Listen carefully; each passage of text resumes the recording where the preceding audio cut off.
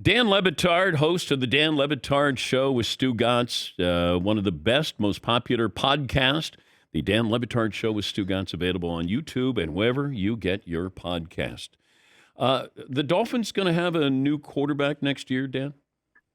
It's an excellent question. I do, before we get started, though, want to just be offended on your behalf at the profound indifference of those sloths you have over there when you ask them with great enthusiasm after all these years, who's got it better than us?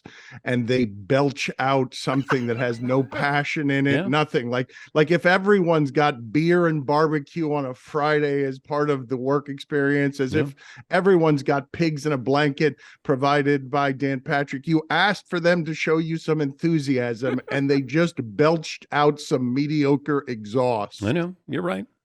They're spoiled, Dan. Spoiled them.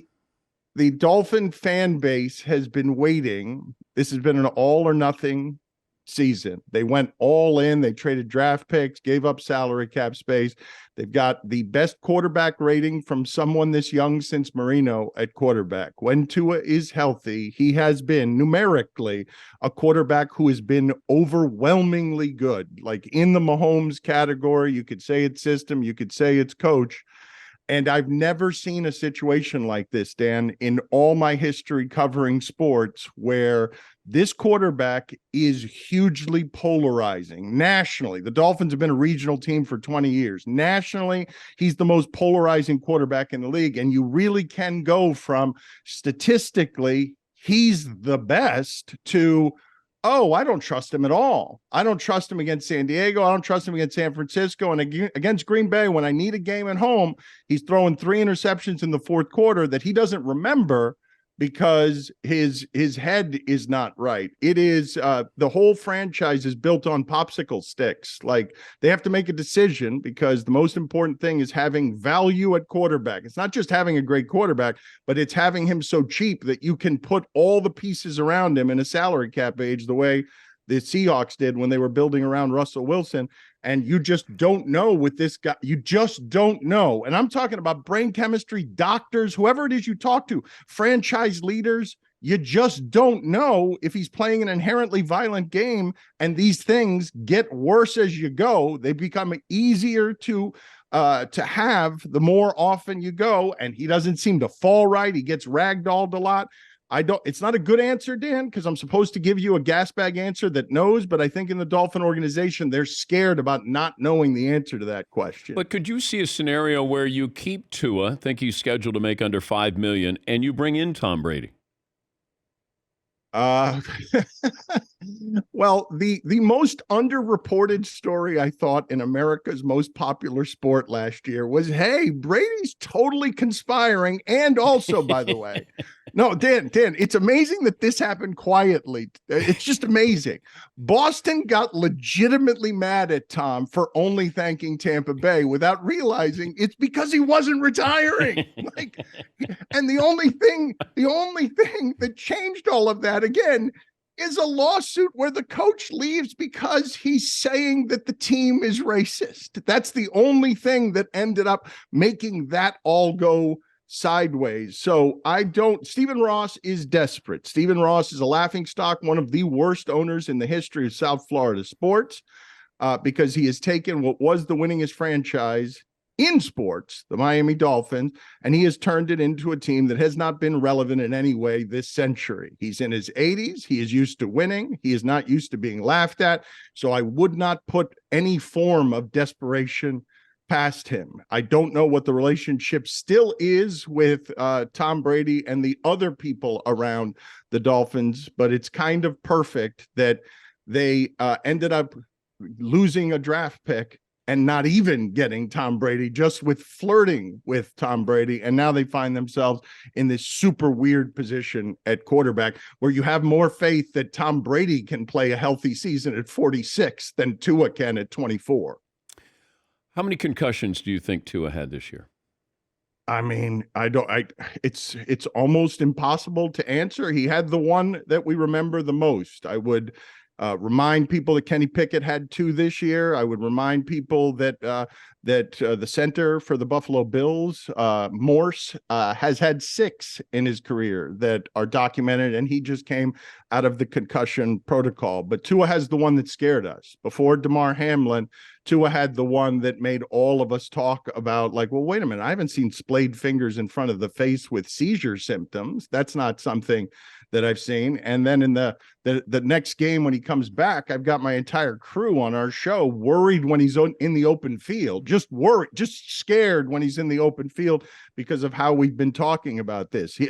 No one has had concussions covered more than Tua has. And what one of the many interesting things here, Dan, is how incentivized everyone is. Like, this represents progress. A few years ago, we wouldn't have been talking about any of this stuff. He would have just kept playing. And so this does represent some progress, but progress still looks like, hey, there's a guy out there who's throwing 3 very easy, unusual interceptions to the Packers because his head is short-circuited and he's not remembering them the next day because everything around him is incentivized for him to try and keep getting back out there and even, not telling the truth about symptoms if his head is right enough to tell the truth.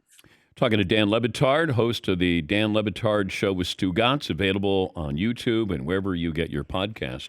I wasn't watching live, but I did see a clip where Dan had Vince Wilfork on, the former New England Patriot on. And, Dan does his research. He's always very thoughtful and sensitive and asking the right questions at the right time, doing his research. And, you ask Vince about his wife, and you always love that Vince talked about his wife and very candid about his relationship with his wife. And then all of a sudden, what happened? I don't know if your people have the comedic sound that can be played on what happened so you can enjoy the delightful awkwardness on your own. But I also don't know how they edited the end of it, because I do remember shouting at the end of the segment. Whether they left it in or not, I do not know. This would have never happened to Dan Patrick, just shouting it into the distance somewhere. But the short story is that I love talking to Vince Wilfork, 340-pound menace, stronger than anybody in the league, about romantic things and his articulation of softness and love.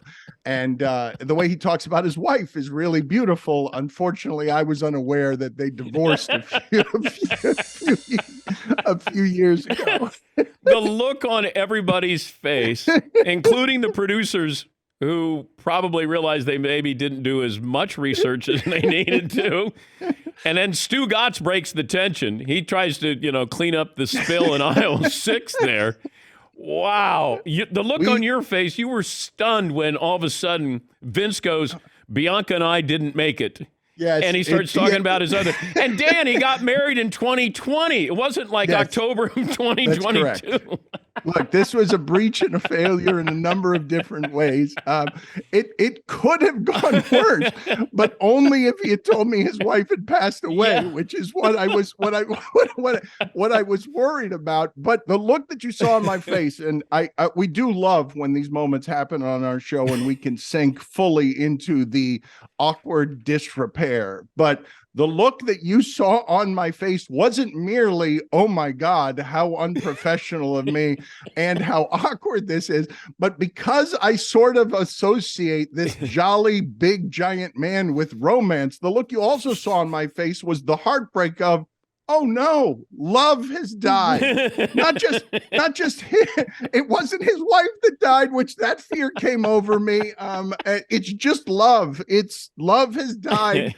And Vince Wilfork is here to announce it to me in the most awkward, embarrassing way possible. Can you guys play that? Do you guys? It's we played it last look in.